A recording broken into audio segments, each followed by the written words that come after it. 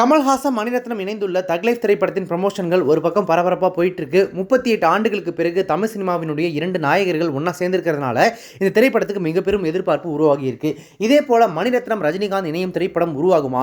கண்டிப்பாக அடுத்து ரஜினிகாந்த் நடிக்கிற திரைப்படத்தை மணிரத்னம் தான் இயக்க போறாரு அப்படின்னு சொல்லிட்டு சோஷியல் மீடியாவில் ஒரு டாக் இருந்துச்சு. மணிரத்னம் கடந்த 1991ஆம் ஆண்டு ரஜினிகாந்த், மம்முட்டியோட நடிப்பில் தளபதி திரைப்படத்தை இயக்கியிருந்தார். அதன் பிறகு பொன்னியின் செல்வன் திரைப்படத்தின் இசை வெளியீட்டு விழாவில் ரஜினிகாந்த் கலந்து கொண்ட போது இருவரும் மீண்டும் இணைவார்களா அப்படின்ற கேள்வி இருந்தது.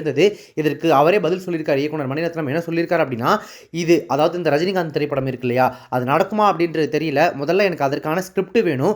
அவரது இன்றைய மார்க்கெட்டுக்கு ஏற்றது போல என்னால் ஏதாவது எழுத முடியுமா அப்படின்றது எனக்கு தெரியல. ஆண்டுகள் போக போக அவர் வளர்ந்துகிட்டே இருக்காரு.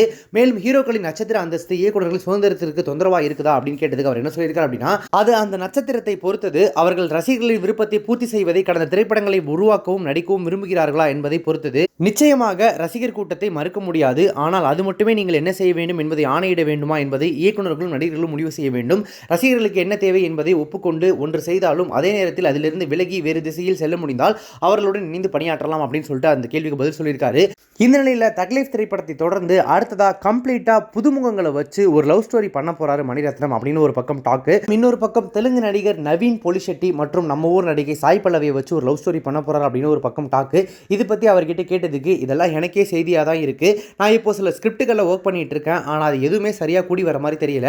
இன்னைக்கு எனக்கு நம்பிக்கை தரதா இருக்கக்கூடிய ஒன்று நாளைக்கு காலையில் மறைஞ்சிருது. இன்னும் எதையுமே நான் கன்ஃபார்ம் பண்ணல. ஸோ அடுத்த படம் என்ன அப்படின்றத பற்றி எனக்கே எந்த ஐடியாவும் இல்லை அப்படின்றத சொல்லியிருக்காரு.